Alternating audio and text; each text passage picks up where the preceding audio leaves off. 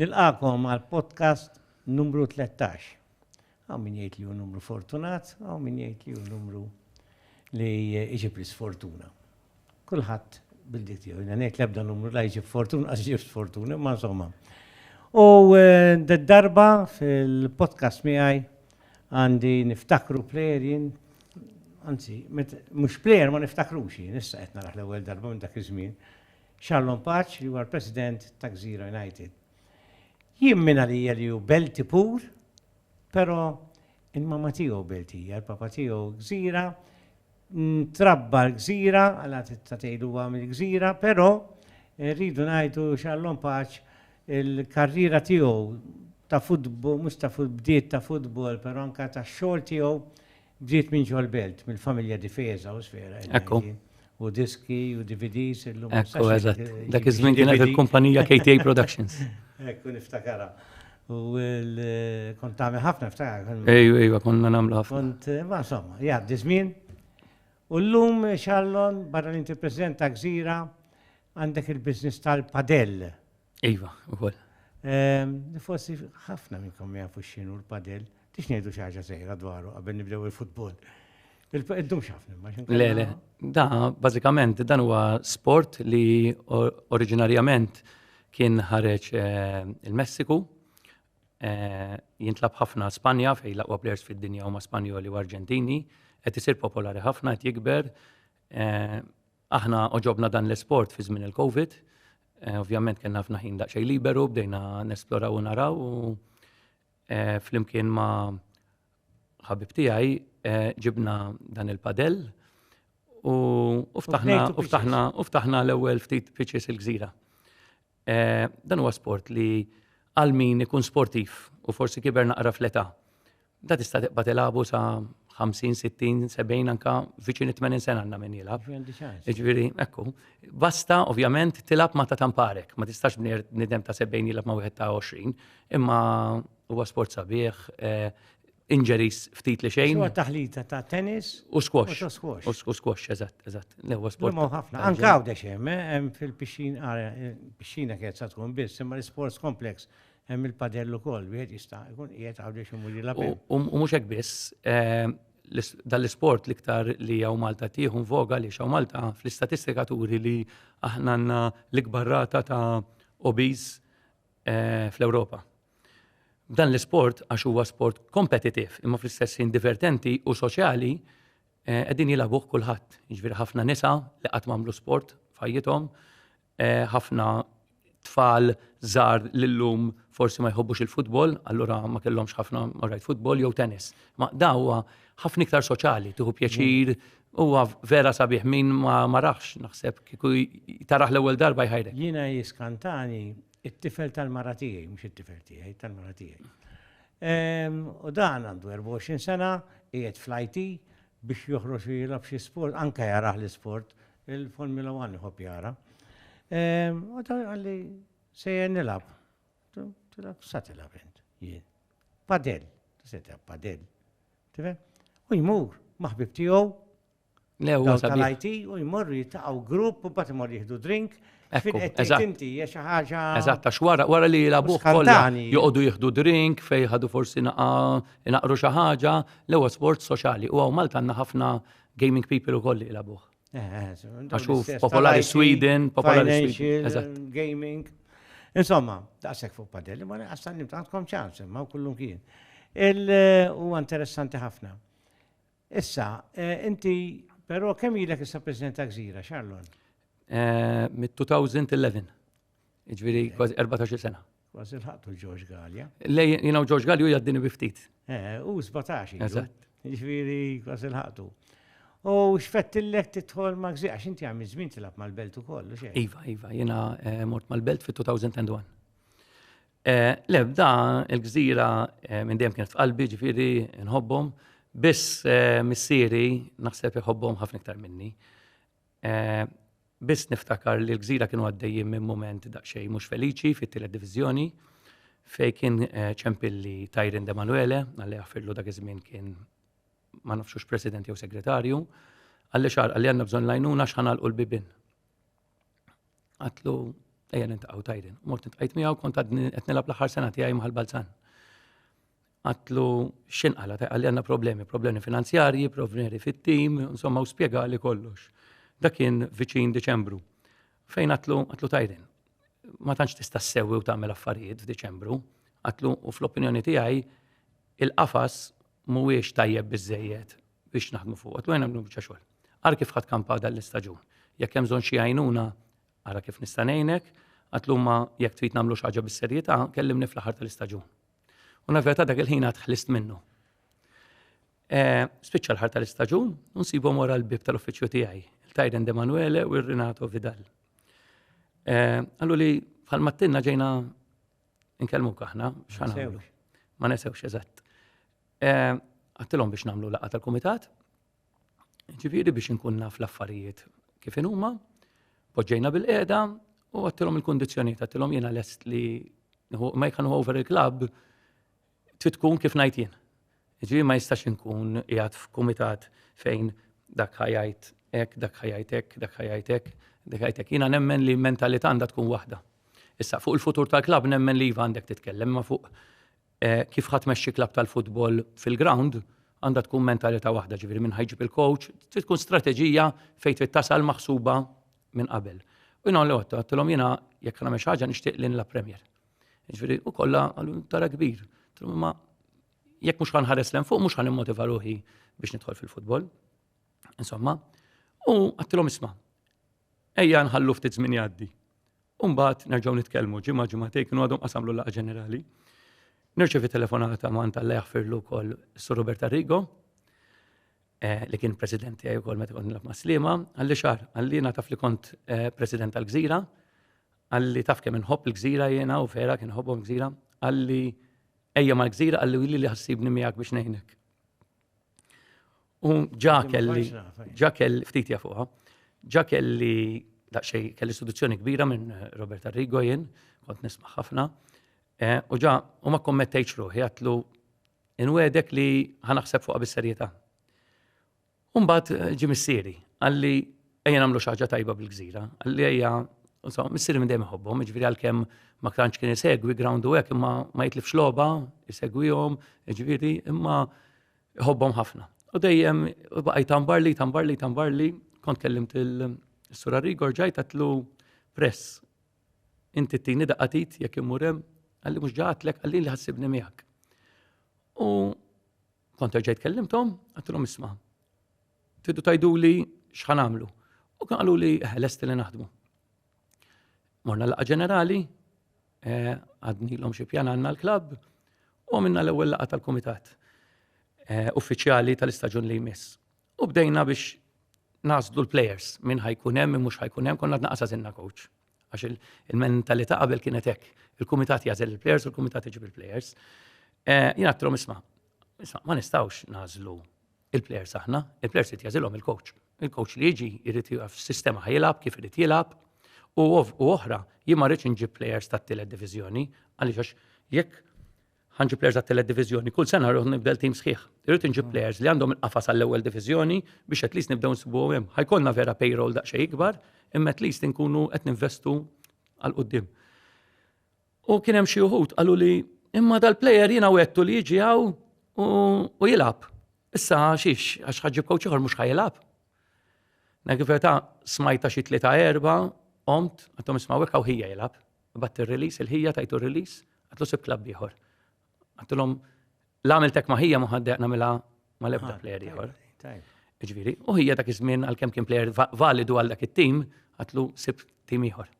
Ma tilabx hawnhekk għax jekk ħatilab ħajħarsu lejja bl-ikraħ. Aħjar.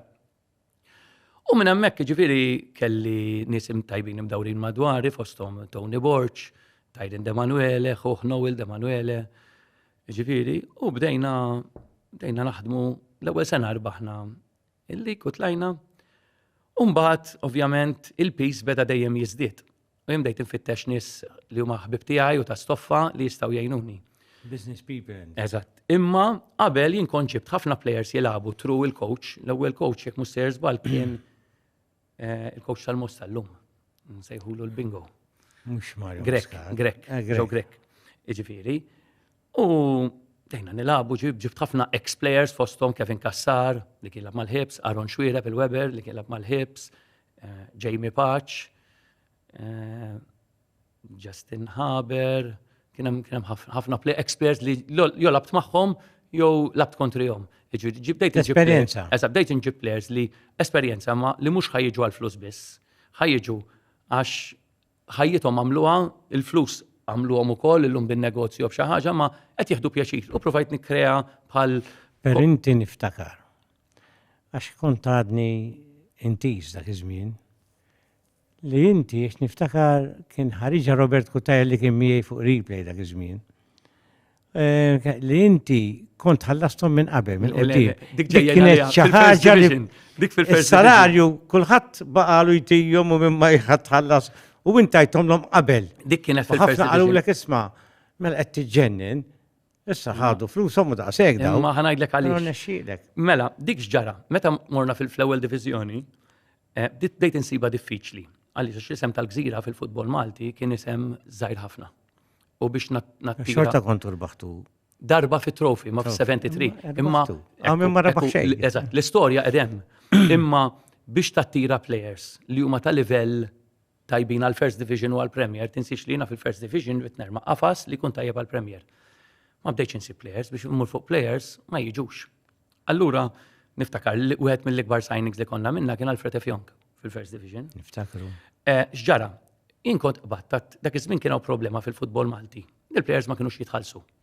Minn sentej, minn sena u nofs, minn 3 snin lura. Kważi klabs kollha. Kollha, kważi kollha kienu. Dak iż-żmien kont qbattat tilhom jien għamlu biċċa xogħol. Jiena kont naħdem struttura tajba li jisma' il-finanzi li ħanhom fuq dak l-istaġun kienu jkunu lesti in place u kont tattilhom isma' jien għandik 75% tal-paga tiegħek kif tiffirma. Dom minn butek? Ejja, kważi kollha minn buti. U kont intihomlhom qabel. Mhux kont jew. Xej, ħanajdlek isma' da bħal kull presidenta u Malta xieħu. Anzi llum bis-saħħa tal-MPL jiena daw is-sentej tajt naqam il-futbol. Ġifieri dis-sena rġajt involvejt. Kienu jgħidu li sa tispiċċa. Is-sena xtaqt nispiċċa. Ġifieri mort fil-aġenat tilhom sibu l xi ħadd. Ħantikom iċ-ċans sibu l xi ħadd, tom lest nibqa' nisponsorjakom, lest li ntikom anke ftit mijiet eluf biex tibqgħu għaddejjin. Ftit mijiet eluf. Isma' illum lik jiswik €1,000,000 minimum. Ġifieri jekk hawn klabb li jrid jikkompeti mal-ewwel 5-6, ġifieri qed ngħid mhux tiġi l-ewwel jew t-tieni, bejn it-tielet u l-ħames. Ħadd minnhom fuq inqas minn miljun. Ġifieri illum hawn spejjeż kbar. Imma xtieħu s-sodisfazzjon x'inhi? Ne xejn, illum inti ġieli jiddispjaċik li dħalt fiha. Imma once li toħroġ tidħol fiha, mhux faċli toħroġ. Jien f'daw is-sentej il-futbol umbrajtu. Umbrajtu għal raġunijiet li ir-regoli tant huma kontra l-klabb u kontra min imexxi l-klabbs. Li qabel fi żmieni meta kont nilgħab kienu kollha kontra l-plejer. Ġifieri kull deċiżjoni li tieħed kollha kontra l-plejer, il-plejer anke jiffirma xi firma. Illum ġew bil-kontra. Illum il-plejers għandhom saħħa kbira. Illum plejer jista' jiġi jiffirma, tiffirma inti, wara ftit jibda jgħidlek qed juġġani dari, ma nistax nilgħab, jew kelli jgħidlek isma' jien għandi offerta aħjar ħadd ibatni, le. Mela jaqbad u ma jinżillekx għall-lob. Jiġiblek suża li qed juġaw dar jew xi ħaġa. Jew kellha jaqbad tiġi kif ġrali. Mhux Malta biss, qed jiġri. Ejja, issa Malta noħrar, Malta marbutin aħna bl-14 il-barrani. Jiena kelli sitwazzjoni, is-sena l-għaddiet ma kontx involut, imma provajt ninvolvi ruħha biex insolviha. Fejn barrani rid jitlaq, għax ma kienx qed jilgħab xejn, ġejna biex innaħadnilu lest intuk il-flus kollha li inti tieħu ġifieri il-pagi sal-aħħar tal-istaġun inħallsuk u itlaq. Biex inġibu plejer ieħor għalilna ma tarħax, sidu ttun id-doppju tal-li għandi paga, għaliex hekk ma tilqhomx jiena ma tistgħux tirreġistraw barrani ieħor intom. U jirrikattawk.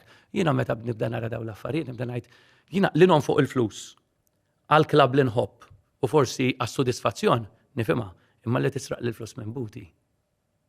Ma tagħmilx sens. U nafeta dejjem niġu f'kantuniera għaliex għax il-plejers illum ma tista' tagħmilhom xejn, untouchable. Ma tista' tagħmilhom xejn, kollox favur plejer. Għax raġa ħajrek biex tidħol. Le, biss għana jgħidlek eżatt, da jiena meta bdiet l-MPL kont involut, ġifieri, u meta issa bdejt nara li number one id-dispjaċini l-klabb wasal fejn wasal. Ġieli s-sena l-għaddiet ma morniex daqshekk tajjeb, konnet nissugraw li naqgħu u da, rġajt ħassejt dik ir-rabja tal-Gżira ma jixir il hekk. U tu qed nara xaqta dawl li l-MPL qed taħdem favur dak li provajt naħdem jien snin ilu li tipprova ġib il-klabb self-sufficient. Li di ħadd Malta, laqas l-MFA qatt menitna biex il-klabb iġibna self-sufficient. U fl-aħħar sibna xi ħadd li qed jgħinna niġbru l-flus, qed jgħinna finanzjarjament, naħseb is-sena li ddiet kien l-iktar li qatt ħadna flus, ġifieri mhux l-iktar biftit, tal-iktar bitriplu anke iktar. Għax dan is-sena li għaddiet daħħalna ammont ta' flus sostanzjali, ġifieri jekk mhux ser żball viċin il-200,000 euro kull klabb. U intom ma tħadux fl-Ewropa. U aħna ma tħannix fl-Ewropa. Fl-Ewropa. Eżatt, imma meta tara li tal-ħamrun tarġa.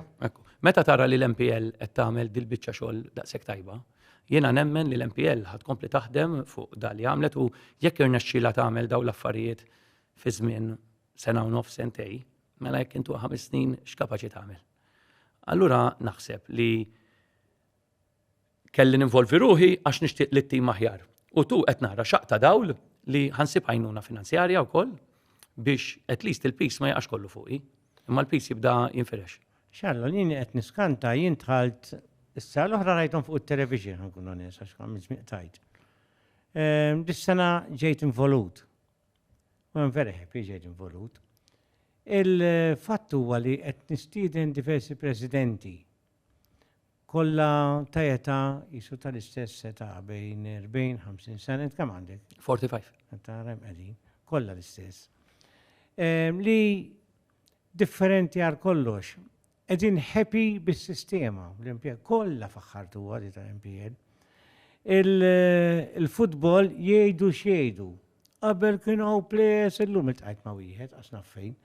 Għaliex differenza ħadd it-tifel ġo play school. Għaw xin, le play school. U kien hemm wieħed hemm għal spiċċar fuq qed ma spiċċax. Qed l-futbol qed nara darba jien huwa isbaħ differenti, però iktar fast, iktar b'saħħtu għax hawn il-barranin.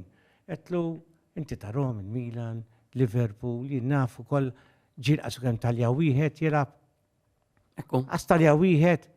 Le, jiena Barra xejn differenti minn barra. Jiena di tal-barranin personali ma naqbix magħha. Personali ma mhux bħala klabb. Personali bħala player, ex-player tal-futbol, jiena nħoss li għall-inqas 5 Maltin kellhom jiqpaw fil-ground. Għaliex? Għax kollha ġejja ta' issa. Kollha tinfetaħu, jinek naħseb. Jiena ġifieri imma daw il-klabs li vera jridu jikkompetu fl-Ewropa, jekk inti mhux ħajkollok in-nukleu ta' iktar barranin, ħatkun mhux ħajt ma tistax tasal, imma tkun iktar diffiċli biex tasal. Imma mbagħad minn banda l-oħra ngħid. Malti għandu jkun tajjeb daqs barrani biex jilab. Ġifieri imma li ġal il-klabs jażlu li jiftħuha kienet li il-plejers ta' stoffa Maltin li kienaw li kellhom livell kienu qed jiswew iktar mid-doppju ta' barrani. Bħala paga ngħid li barrani vera. U mhux kollha tajbin daqs il-barrani. U mhux kollha tajbin daqs il-barrani. Imma il-problema hi li tillimitak. Eżempju aħna bħalissa il-coach qed jilab biktar Maltin milli suppost nilagħbu ġifieri jekk inti minimum titilab 3, qed jilab 5 b'4 qed jgħidli il-livell tal-Maltin tiegħi huwa tajjeb daqs il-barranin.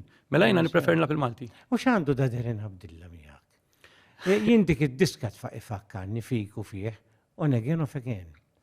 U fil-li jitlaq, u fil-li jiġi, u meta jiġi ġew jiġu r-riżultati, ma x'għandu. Derin Abdilla number 1 huwa Gżirjanu jew le. Derin intqajt miegħu jiena meta kont labt sena mal-Birgu, kien assistant coach ta' Wistin, kien inkarikat mid-difiża u kien il-coach li kważi nitrenja miegħu kuljum. Jien kien joġobni kif kien jaħdem. Dak l-ewwel darba li mort għalih jien biex jiġi kien għażel l-belt ma żilx gżira. Kien mar assistent ma' Gilberta Ġus. Ma teħx tol sabar. Mhux ovvja. Nimma jiena kont provajt inħajru li eżattli assistent mal-belt kont ħanajdlu ma mhux aħjar. Niftakar wara li kien spiċċa kont terġajt kellimtu u kien ġi lejna u Derin għandna ħbiberija kbira, ilu jaħdem miegħi jiġifieri xi 10 snin. Jaħdem miegħek fil-business. U hija huwa bookkeeper tagħna bħal accountant tagħna, illum għandna business ukoll flimkien. U jiena li huwa wieħed mill-aqwa coaches li hawn Malta. Mhux fil-ground biss, imma barra l-ground. Plus li huwa gentleman. Le, il-Derin jien qatt ma neħħejtu. Il-Derin dejjem telaqu, Derin huwa persuna li jien nħobbu. Għax number 1 naf il-kwalitajiet tiegħu. 2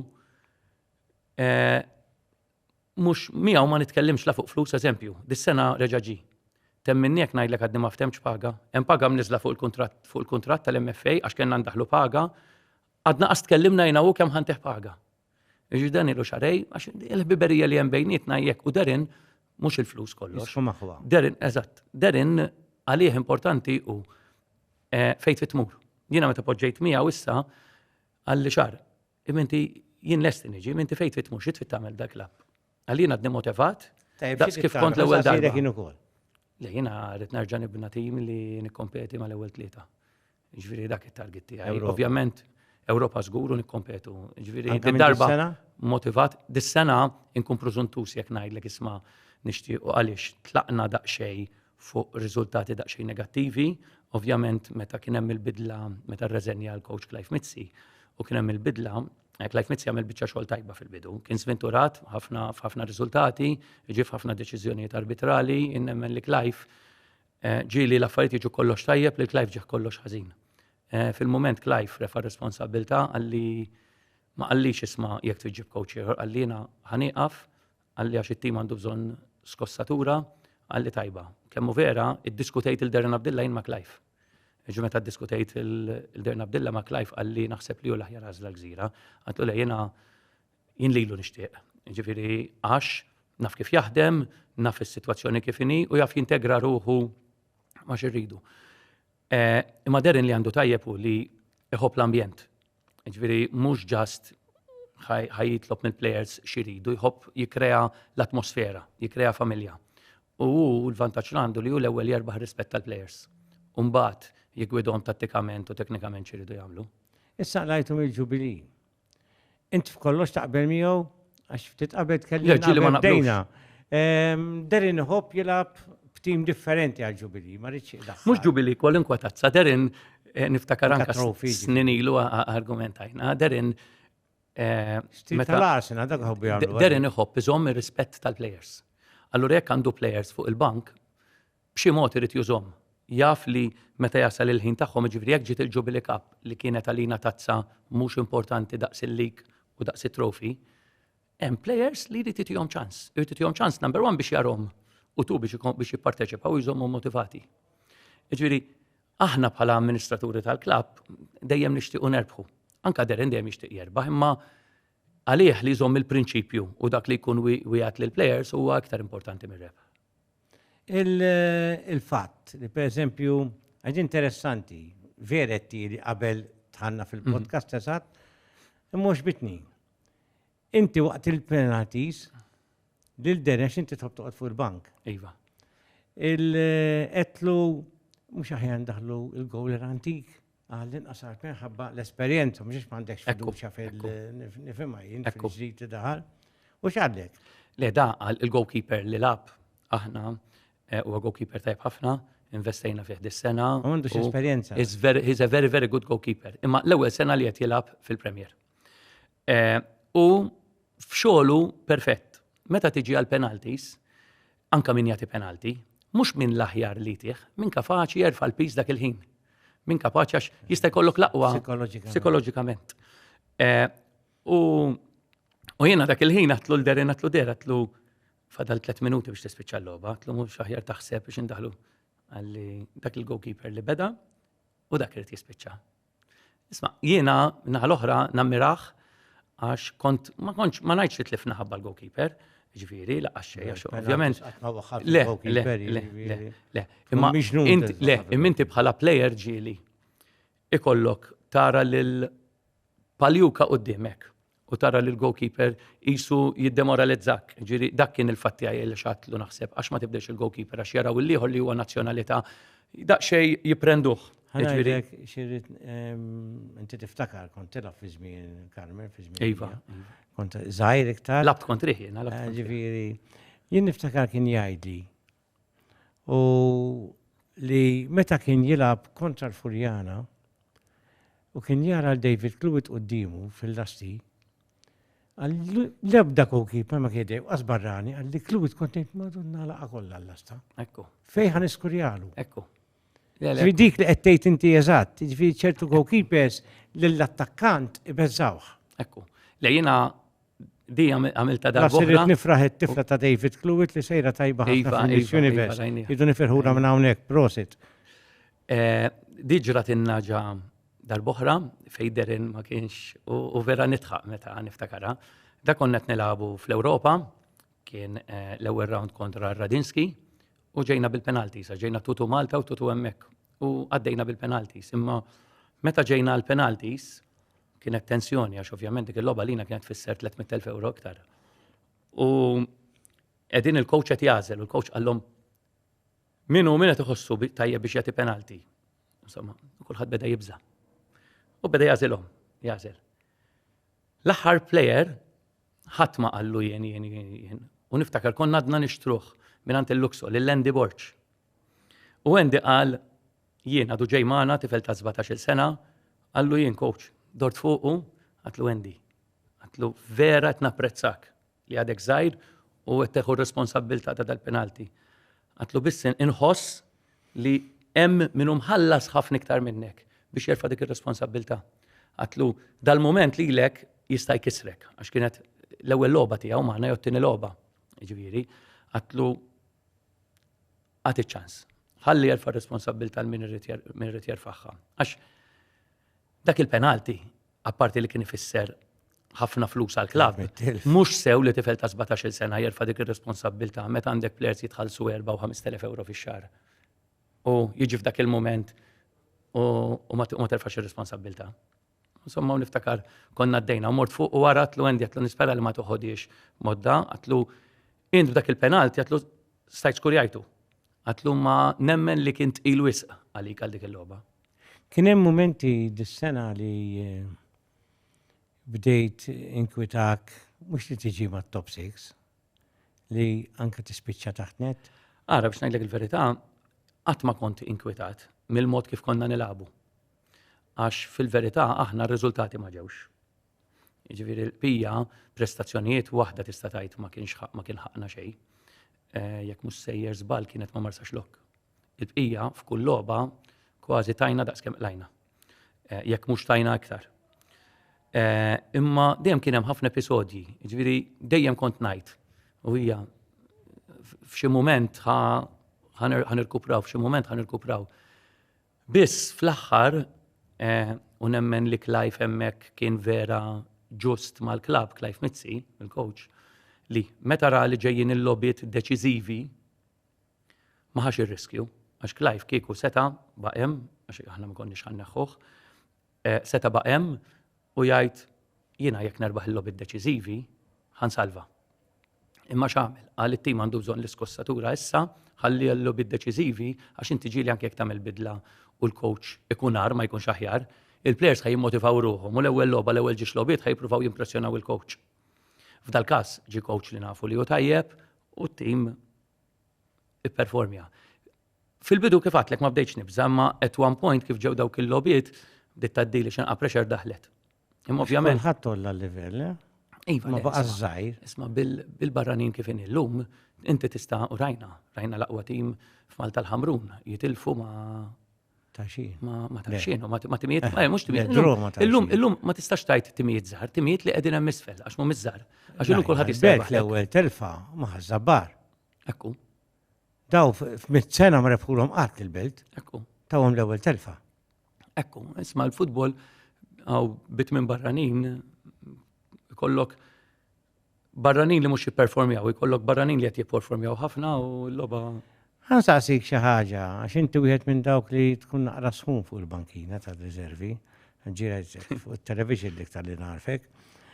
U però għaw ħafna ġurnalisti nkunu flimkien qegħdin meta jkun hemm xi logħba nkunu ground tal-ħibs jew da jkun hemm jisow nieħdu xi ħaġa xi drink u da, kulħadd jgħid l-istess. Imma għaliex aħna l-Maltin il-presidenti għandhom joqogħdu fuq il-bankina. Barra minn Malta ma tara l-ebda president fuq il-bankina.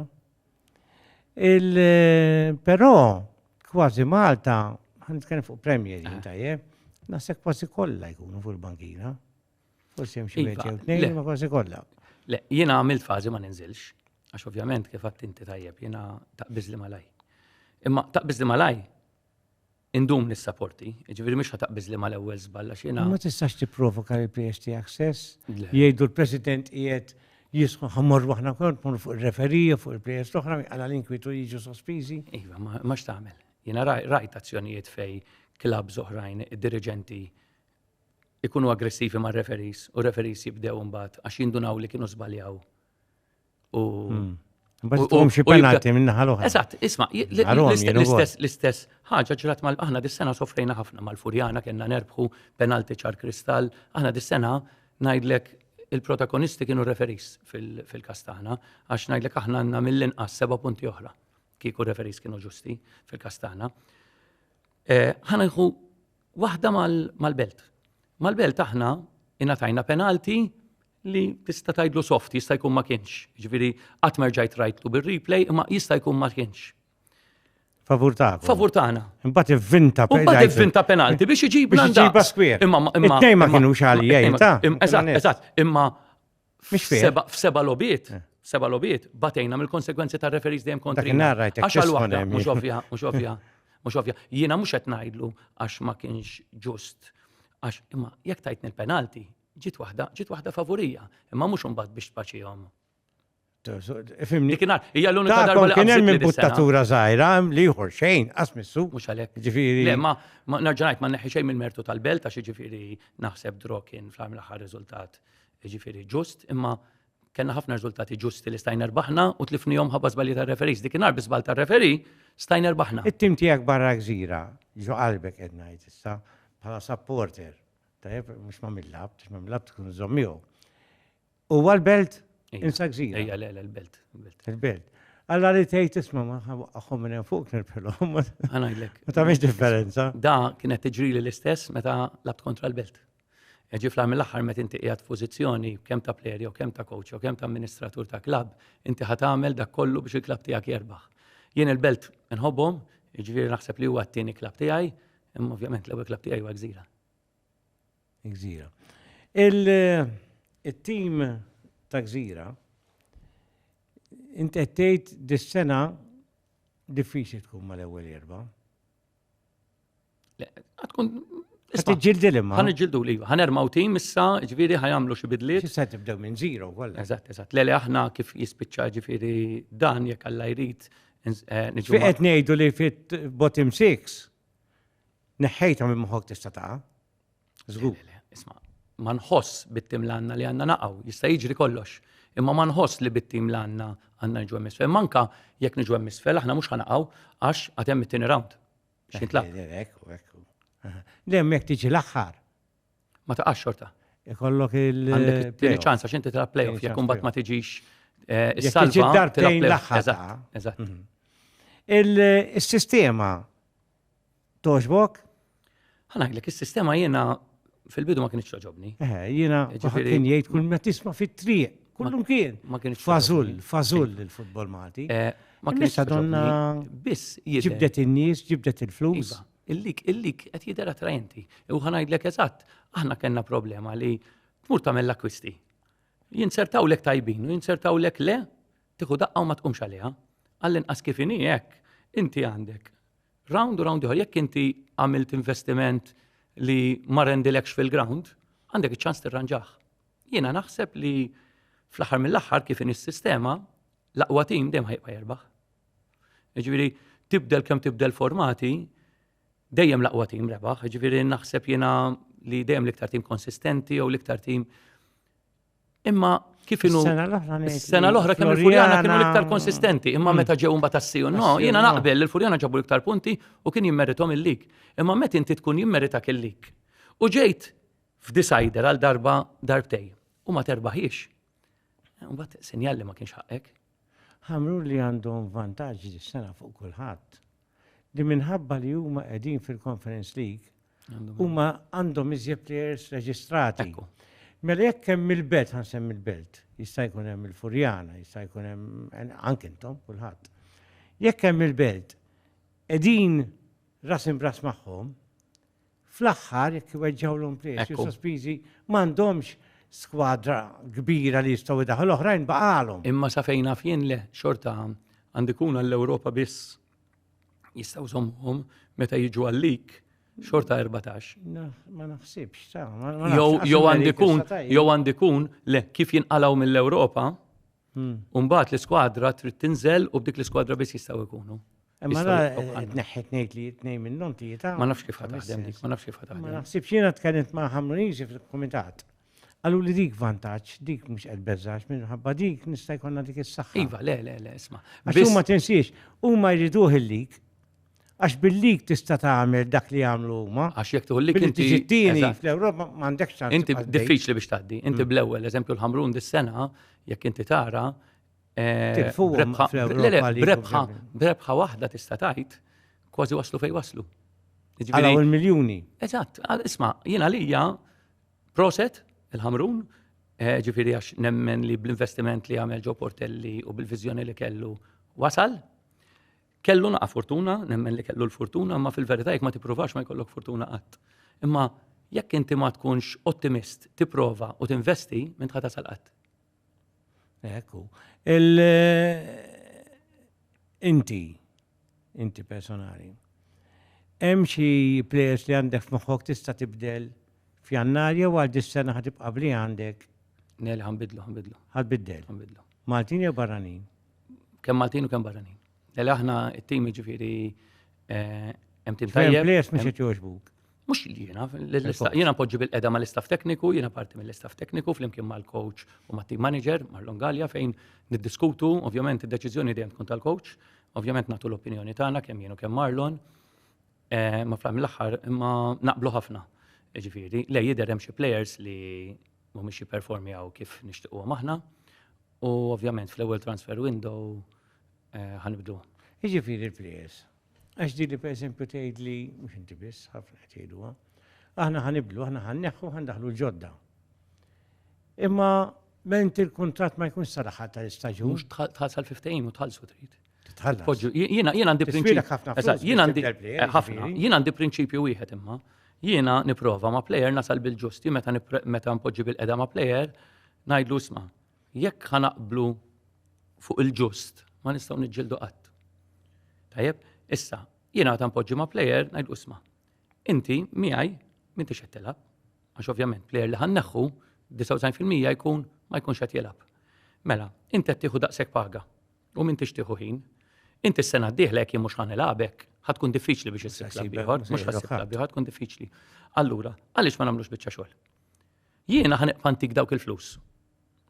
Sakemm inti ssib klabb ieħor, iġek ma ssibx, jien neqpa' nħallsek. Jekk inti ssib klabb ieħor, jien antik. Jekk il-klabb ieħor tak inqas flus, intik id-differenza. Jekk il-klabb ieħor tak iktar, good luck to you. Ma tantx tasal dal-prinċipju. Għax huma jpoġġu l-qeda jgħidlek le x'ħattini. Imma mbagħad players li huma għalihom importanti mhux il-flus biss, imma importanti li jilagħbu u tpoġġi bil-qeda magħhom u tasal. Kif fil-fatt dis-sena wasalna ma' Pepe, ma' Minala, ġifieri għalija kienu nies tal-affarijiet tagħhom. Il-Maltin, il-players, imħallsin inqas mill-barranin? Jew kulħadd għandu l-prezz tiegħu? Fil-Kastana inqas. Inqas. Fil-Kastan inqas. U jaċċettaw. Inqas meta tgħidli inqas. Gabriel Menza lija huwa passaport Malti, ma lija mhux Malti, meqjus bħala barrani. Ġifieri excluding Gabriel Menz. U il-bewet ieħor average fil-pagi mhux tagħkom biss. Maltin salarji issa fil-futbol Malti. Kemm qiegħed għax niftakar? Hawn Maltin jiġu 6,000 euro fix-xahar. Fix-xahar. Aħna kellna magħna. U fidejhom mhux jinqatawhom it-taxxa. Aħna kellna players Maltin magħna li jieħdu 5,700 fidejhom. U ma jaħdmux imbagħad illum. Ma jaħdmux. Hawn min jieħu 3,000. Hawn min jieħu imma hawn min jitħallas 2,000 euro jaħdem. Jażel huma. Eżatt, imma llum ma tantx ippermettu għax hawn klabs, eżempju bħalna aħna nitwenjaw f'xi tlieta ta' nofsinhar. Jiġifieri u jinżlu fil-għodu wkoll. Jiġifieri jekk tkun taħdem, trid tkun jew taħdem f'xi negozju tiegħek personali, trid tkun flexibbli. Jiġifieri ma nistgħux nibqgħu ngħidu bħalma konna ngħidu qabel għax aħna miċes, aħna jdu jmur jaħdmu fil-ġebel, illum ħadd ma jagħmel xogħol. Semmi professionals, mhux semmi professionals. Ħanifu sekonda, ħanmorru għar-rokna bla kantunieri.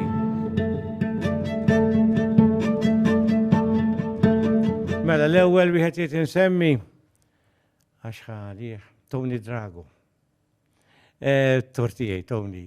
Għax kelli George Galjaw għalli Tony Drago kien ma top 10 l-10 post. U jenetlu minn għalir 11 kien. U ċempidli. Għalli jir l-10 kont, kif fintajt kont teħdar. Skużani, ekkim minn għalli, ma zbaljat, tinsiex għet nikber u fossi għet xifti d-dimensja li Tony l-10 post. Pero l-10 u 11 inti tibqa il-champion ta' Malta ta' snooker u ċ-champion Ewropew għalli. Issa, dwar it-tkeċċija ta' Henry Bonello li ħafna qed jitolbu anke l-Furjana kitbu li r-referi fil-Farrugia ma kienx ġust li l-Henry Bonello ma keċċieħx.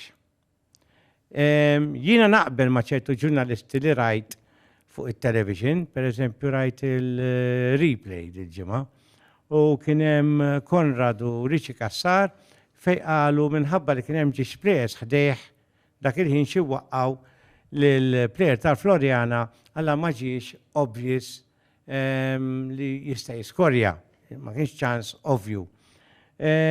Allura ma kellux jitkeċċa, karta safra biss. Li żbaljaw, jom kellha l-opinjoni tiegħi, żbaljati li ma kellux jitkeċċa minħabba il-ċans ovvju ta' go, kellu jitkeċċa għal violent foul. Il-foul li kien plejer ieħor, b'dak il-foul kien jitkeċċa karta ħamra. Il-goalkeeper kellu jitkeċċa għalhekk.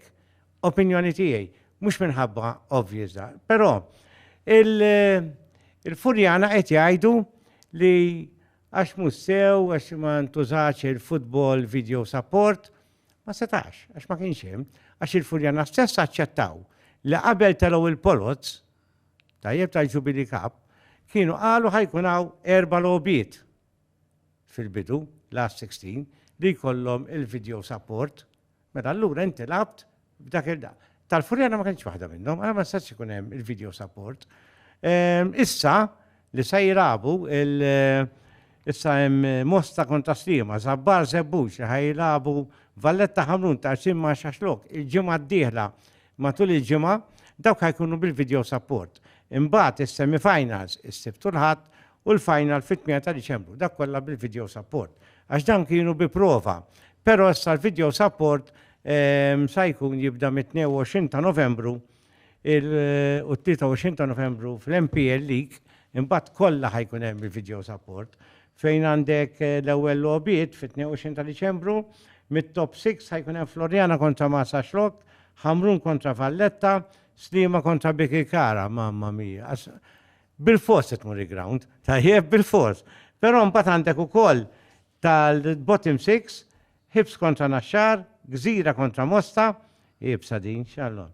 U Zabbar kontra Taxin, koll ibsin ukoll. Ara llum issa interessanti dan u s-sabieħ ta' dan il-lig. Lissa kulħadd imur għax m'hemmx qed jilagħbu żgħar minn titjarhom interessan. Le, ma għalissa.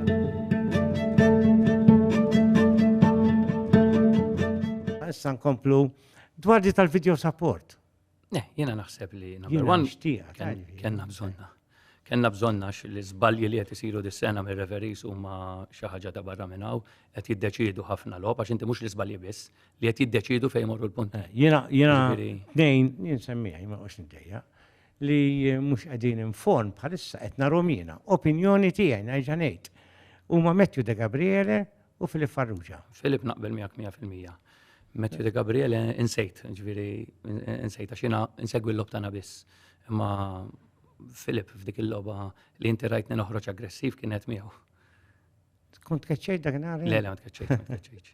Imma tkun aggressiv għax jagħmlu affarijiet li ma jagħmlux sens. Jiena nifhem li għadi jien darba kont mal-miners tagħna jew x'inhi tal-Gżira u fettilli ma kienx hemm min jirrefja u rrifjajthom jiena. Mhux irrefjajthom qed nikdeb, kont linesman. It's not easy. Jiġifieri nifhem il-fatt li it's not easy, għax anka jien dik inħar meta għamilt għattillosta kemm diffiċli. Ġieni semmek intihom raġun li mhux faċli. Jien li ma nagħtix raġuni hija waħda. Li number one li żbalji jkunu kollha one-sided. Jew l-istess fawl naħa fuq oħra ma jingħatax. Eżatt, jew inkella għax off day kulħadd jista' jkollu, imma jekk ħadd tiżbalja l-ewwel hemm. Jew inkella li inti li sar fawl u ma rajtux jew daħallek id-dubju ma saffartux, kważi tista' tajt ma nafx ħaseb dak il-ħin imma x'inhi. Imma xi ħaġa li qatt ma ġrat u inti ttieha dik ma nista' naċċettaha qatt. Jiġifieri li eżempju ħanajt ta' keċċinna klejtin fajilla ġiex lobitilu. Qal li miss il-ballun bidu, mu vera xejn il-ballun ħabat mal-lasta ma mhix bidu huwa ċar kristall. Keċċijunna. Wara 40 minuta, wara 20 minuta. U jiġi sospiż. U ġi sospiż. U jidher biċ-ċar fil-video jiġifieri li ma missux bidu l-ballun qiegħed ġiex piedi l-bot minn reħ il-ballun ħabat mal-lasta. Jiġifieri jiena dik ma nistax naċċettaħħa li xi ħaġa li ma ġratx u tajt li ġrat, xi ħaġa li ġrat u ma rajtix, forsi nista' naċċettaħħa. Għajnejk inqbad tard ma rajtix, ma xi ħaġa li qatt ma ġrat u inti tajt li ġrat. Għandek ħafna kameras, għalhekk il-video support. Ejwa, lef di ma kien hemmx video support. Għandek il-Fort Official, kollha jitkellmu ma' xulxin. Mhux hekk. Isma' ħafna drabi jiena l-Fort Official nisimgħu kelmu. Għax nkun fuq il-bankina nisimgħu kelmu. Imma naħseb xi kultant meta jkunu naħa tal-lasti wkoll, il-Fort Official qed jara ħafna inqas mir-referi għax qiegħed f'nofs il-ground. Il-biċċa hija li inti normalment tibda daw l-assistenti referis u hekk anke dawk in-nies warajhom. Jiena darba Beppe Baresi kont intervistajtu Giuseppe Baresi meta ġie Malta u kont qedlu ismetlu l-Inter kulħadd jgħid li referis kontrihom. Tajjeb. Għalli għandkom żball li anke s-supporters interisti għandhom żball. Għalli referis dejjem ikunu 50-50 favur. Min ikun fuq quddiem tajjeb u min ikollu jżed support dak il-ħin jgħajjad.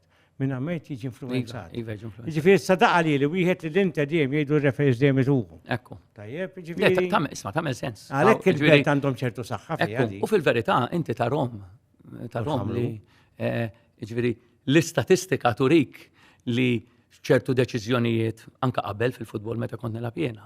Il-belt kienu jisibuha daqsxejn diffiċli xi kultant biex jieħdu deċiżjoni. Mhux qed ngħid jiffavuruhom, imma tiġi biex tkeċċi plejer il-belt taħsibha darba darbtejn. Ekki. Vera. Jiġifieri le kienet tiġi. Vera. Kultant anke tkun ġurnalist biex tikkritikuhom il-supporters jew il-belt niftakar fi żmien tgħid ħanqlaħħa. U anke friskun tal-birra għadbu li darba qed jiċċorrobraw il-belt qed il-belt hemm inċax bilhom friskun tal-birra naf min ma mista semmi. Plejer kien fuq il-trak. Għadbu u faqqa mara kważi. Il-problema taf xi tkun li dawk in-nies ikunu ftit. Ikun hemm il-wieħed it-tnejn li mbagħad għax fil-verità ħafna beltin li huma nies tal-affarijiet tagħhom, nies twajba, nies sew. Mhux il-belt inbiss. Jien nidħol il-belt sal-lum jiena nilagħbu kontra l-belt, nerbaħ, nitlef. L-għada jkollu bżonn nidħol il-belt, kulħadd ikelmek, kulħadd daġi. Bat is-support tkun issib dawk il-ftit waħdiet l-ewwel hemm li huma bħalma ssibhom f'kwalunkwe lokalità. Insomma xi tim barra ħanarqu biha di. Mal-Inter. Mal-Inter jien ukoll. Ma ġirix tidej tkun titkistu television. Jiġifieri nkun supporter bħal dawk in-nies li jintilfu dak il-ħin. Nirringrazzjak ħafna Charles. Nirringrazzjak. Interessanti ħafna kien dal-podcast miegħek. Qatt ma kellimtek hekk, qatt ma intervistajtek jiena għas fuq replay. Fuq replay ġejt ħafna jien fil-programmi tiegħek ħafna. Ġejt ħafna. Illum qed pjaċir narak ħafna naħseb ġejt iktar minn 20 darba. U kont nu pjaċir niġi, mhux niġi fuq programm biss, imma naraħ kien programm interessanti u anke meta ma kontx inkun fuqu, kont dar flaxija ħanaraħ kien vera interessanti u vera kien bla kantunieri.